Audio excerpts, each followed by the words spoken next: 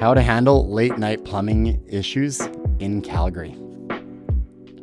Well, if you have a late night plumbing issue, that's probably going to relate somehow to a drain backup or something not draining, or water coming out of somewhere where it's not supposed to be. In that case, the answer is the same. Try to shut your water off as soon as possible. If you don't know where your water shutoff is located in your house, take the time to find that now. If not, book an in-home consultation with us so that we can help you locate your main water shutoff and then get you comfortable with some of the mechanical locations in your house. After that, the best thing to do is reach out to a plumbing company, call Wiehler. We can either let you know over the phone whether it's important that we get out there now or if that's a problem that can be solved earlier in the morning.